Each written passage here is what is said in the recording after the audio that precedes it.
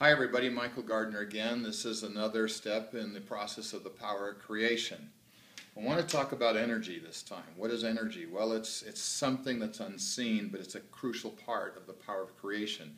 We experience things about energy all the time.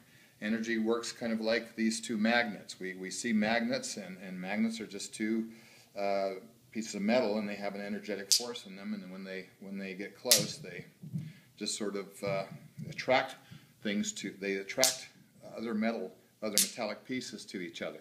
That's how a magnet works. Now when we see that, we don't get really spooked about that because we're used to it. It's something we see all the time. When we talk about energy within ourselves and how that creates, some people get a little bit spooked about it. They say it's not logical, it's not reasonable, it doesn't really happen. But I'm just going to invite you to be open to the possibility that everything you create with your energy. Where does that energy come from? Well, it comes from within you. And so I'm going to draw my brother-in-law, James, who's filming this, and let me just look at him. And this is James. As you can see, he's a handsome guy, but ladies, he's taken. And James, just like all of us, is full of energy inside of himself. And we have 2 or 3 different places that we tend to put that energy as far as the power of creation. One of those places is our little brain, and that's where the ego resides. And the brain or the ego, the brain is a valuable tool itself. It's just meant to store information. But that's where our ego also resides, and the ego takes that information and it interprets it. It puts meaning on it and says, because this happened, this means this. Therefore, you are this. So when I've talked in the past about the don't wants and the meaning we put on life experiences, that's where all that comes from. Now, the ego has a job. It's to protect you, to look good, and to be right. So it takes all this information, puts it in storage, and puts a meaning on it and says, this is reality. So when you want to go out and do something that's contrary to that reality, that's where the don't want feelings come in. It says, you don't want to do this because you might look stupid. You don't want to do this because you might fail. You don't want to do this because you might say something or do something dumb. That's all part of this process, which sort of circumvents the brain in its purpose. The purpose of the brain is to store information. That's all it's supposed to do. It's not supposed to interpret it, but we have given it that power. In fact, we have given a lot of power to the brain and the ego to store information and interpret it and put meaning on everything and create what we call a reality. Albert Einstein, being a smart guy, once said we only use 10% of our brain. So if life isn't working the way we want, what we tend to do is think, I got to put more information in my brain, that way my life will work better. Well, maybe Albert Einstein was onto something as far as the 10% part, but maybe he had a little bit skewed. Maybe it's not that we only use 10% of our brain. Maybe we use 100% of our brain, but that's only 10% of who we are. Well, what would that other 90% be? Well, in my experience, that is that part of us that is spirit. And our spirit is also a source of information. It's also a source of energy.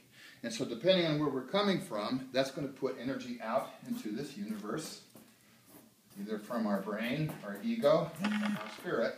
And it's going to connect, just like the magnets, with energy outside of us to draw into us the things that we want.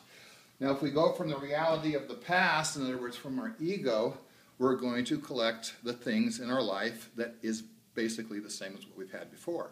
It's going to be the same thing. Why? Because that's reality. That's what the ego says is reality. So if we have a dream or something that we really want, the ego says, you can't have it because that's not realistic. So what happens is we get in conflict with ourselves because a lot of times our little spirit is saying, I want something more than this reality. But the ego got to do its job, and it says, but wait a minute, this is reality. You don't want to set yourself up for failure. You don't want to waste your time. You don't want to do something that's going to make you look stupid. So it wants to stop you. It wants to keep you in your tracks. And as we give power and energy to this part of us, that goes out into the universe, and it attracts to us all the things that conform to our preconceived reality, that fit into our beliefs. Well, one of the things that you might want to recognize about the word belief is right in the middle of it is the word lie. Why are they lies? They're lies in the sense of not that they're not there and they're not real, but the lie is the illusion that that's all we can have. And so the challenge for us is to use the brain for what it's meant to be, but to transform from being a brain or a thinking-based operational being into a spirit-based operational thing. But here's the problem with that. Spirit doesn't always conform to logic and reason as far as what our reality is. And a lot of times it tells us to do things or to say things or we feel things that don't quite conform to this. Well, that's where we create trust in ourselves. And as we learn to trust ourselves, that's where we learn that we have the power to create whatever it is we desire from here, which is the source that will guide us to the ultimate joy and fulfillment.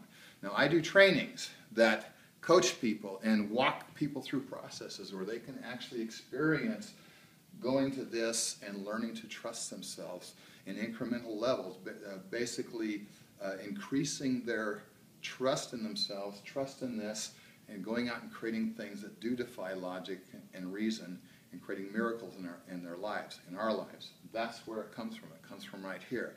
If that's something that you feel would interest you, if that's something that is inside saying, I know there's more for life, but I don't really know how to get there, then I invite you to contact me on Facebook. I'm on Michael Gardner. I live in Bountiful, Utah.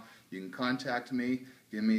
Just give me a private message saying, yeah, you would be interested in learning more about this, because I have trainings that can assist you to learn to tap into this, transform from being operating from here, from an ego-based operational into a spirit-based operational, and that's where you start to create miracles.